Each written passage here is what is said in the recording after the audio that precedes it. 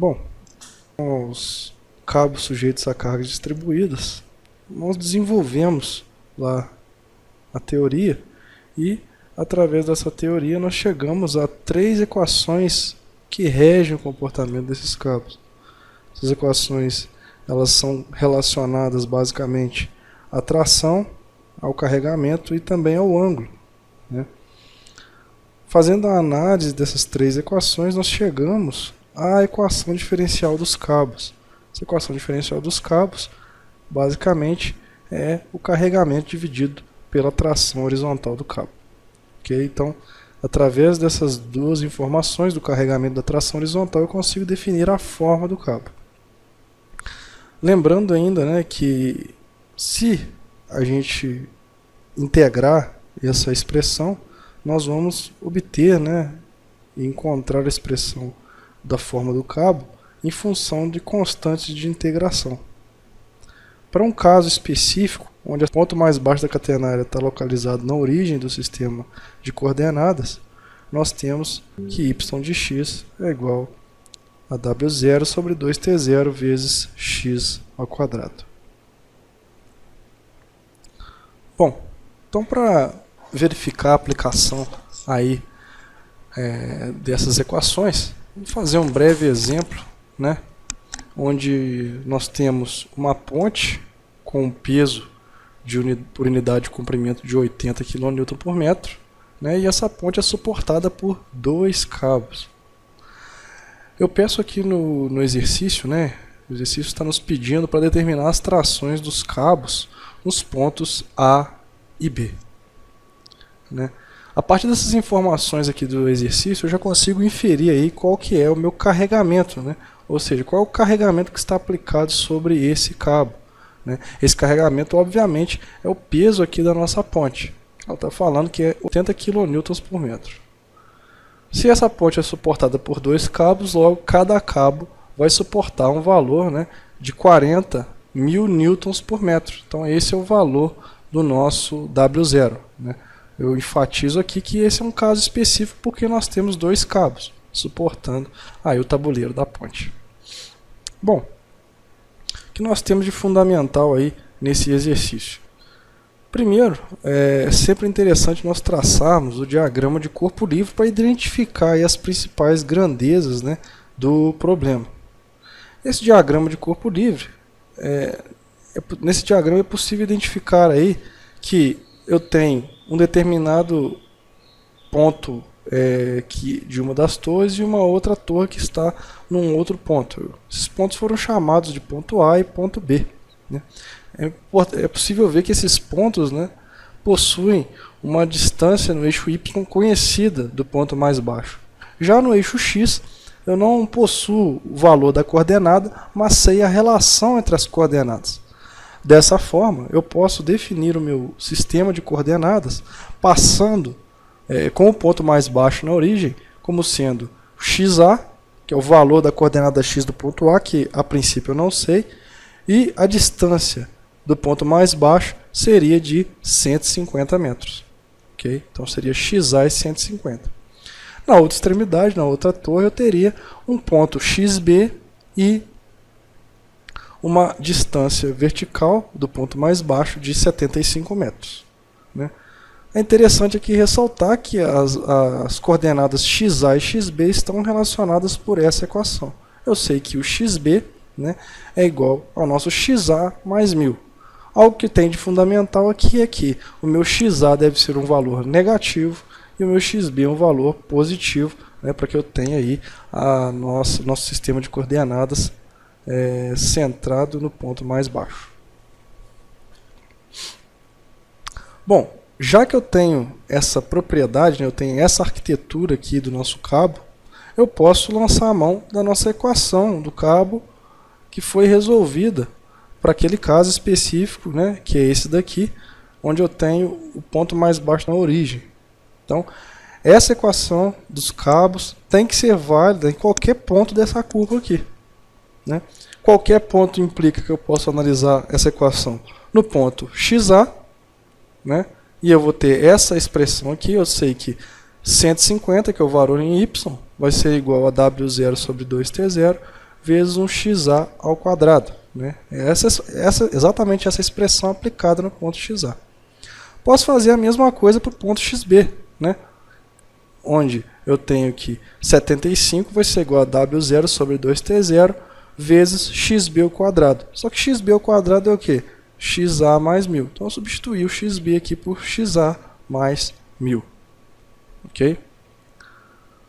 Igualando essas duas expressões, eu vou ter que a seguinte relação, que 75 sobre xa mais 1000 ao quadrado é igual a 150 por xa ao quadrado. Eu simplesmente isolei o membro W0 sobre 2T0 nas duas equações.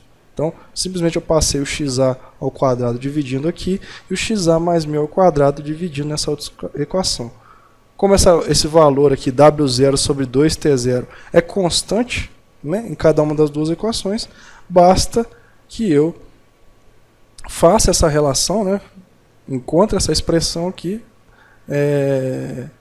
que vai me possibilitar aí buscar o valor de xa. Né. Fazendo uma manipulação algébrica, nós encontramos o valor da equação de segundo grau, que nos diz, que nos permite encontrar o valor de xa. Essa equação é dada por xa ao quadrado mais 4000xa mais 2 vezes 1000 ao quadrado. Essa equação aqui é derivada da manipulação algébrica aqui dessa expressão anterior. Resolvendo esse sistema do segundo grau, né, essa equação do segundo grau, melhor dizendo, nós temos que o nosso xa ele vai assumir dois valores. Um dos valores que ele assume é o valor de menos 3.414,2 metros. E o outro valor, menos 585,79. Muito bem. Desses dois valores, apenas um vai estar correto, né? Aquela premissa inicial que eu supus na resolução do exercício deve ser válida. Ou seja, que o meu valor de xa deve ser negativo e o valor de xb deve ser positivo. Então, para que isso ocorra, a única resposta válida é menos 585,79. Por quê? Porque menos 585,79 mais 1000 vai dar um valor positivo. Se eu aplicasse essa mesma relação para o outro ponto, eu teria aí que o meu xb seria menor do que zero, ou seja, seria um ponto inválido. Okay? Então, com o valor de xa já encontrado, nós podemos descobrir aí o valor da minha tração T0, que era uma incógnita, bastando substituir em uma das duas expressões. Escolhendo aí a expressão do ponto xa, nós encontramos que o T0 vai ser 40.000, que é o valor do W0, dividido por vezes 150, vezes menos 585,79, que é o valor de xa ao quadrado. Isso vai me retornar um valor de T0 igual a 45,75 meganewtons. Então, esse é o valor que nós temos aí para a nossa tração horizontal. Bom, uma vez encontrada a tração horizontal, eu posso lançar a mão das expressões que relacionam essa tração horizontal com a nossa tração nos cabos nos pontos A e B. A tração no ponto A ela é dada por T0 dividido pelo cosseno do θ lá no ponto x igual a xa. Então, essa expressão ela foi derivada, né, lá no nosso equacionamento. Está até aqui mostrada no início dos nossos slides. Né? Eu simplesmente vou avaliar essa expressão no ponto x igual a xa.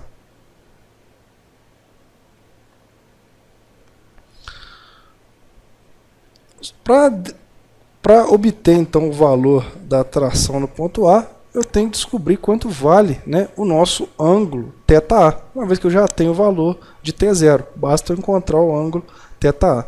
Esse ângulo θA eu posso obtê-lo utilizando outra expressão que nós encontramos em sala de aula, né, que a derivada da forma do cabo em relação a x é igual a tangente do nosso ângulo. Ou seja, derivando essa expressão aqui e avaliando ela no ponto, eu consigo encontrar um ângulo que é necessário para poder resolver o exercício.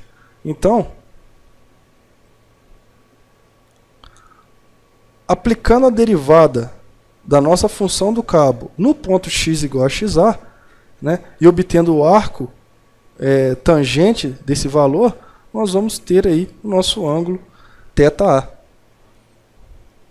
Então, a derivada da função do cabo em relação a x vai ser igual a W0 sobre T0 vezes o xa, né, que é apenas derivar aquela função do cabo. E substituindo o valor de xa aqui, nós encontramos aí que o ângulo θA é igual a menos 27,12 graus. Ok? Então, com isso eu já encontrei aí o valor do meu θA. De maneira análoga, pessoal, a gente pode encontrar aí o valor de θB, né? Bastando aplicar a derivada agora não no ponto x igual a xa, mas no ponto x igual a xb. Avaliando essa expressão, nós chegamos ao valor de 19,91 graus. Com isso, pessoal, nós estamos já aptos a encontrar a nossa expressão, né, o nosso valor da tração na torre A e a tração na torre B. Esses valores de tração, basta substituir os valores encontrados, né? Nós vamos obter aí 51,40 meganewtons na torre A e o valor na torre B de 48,66 meganewtons.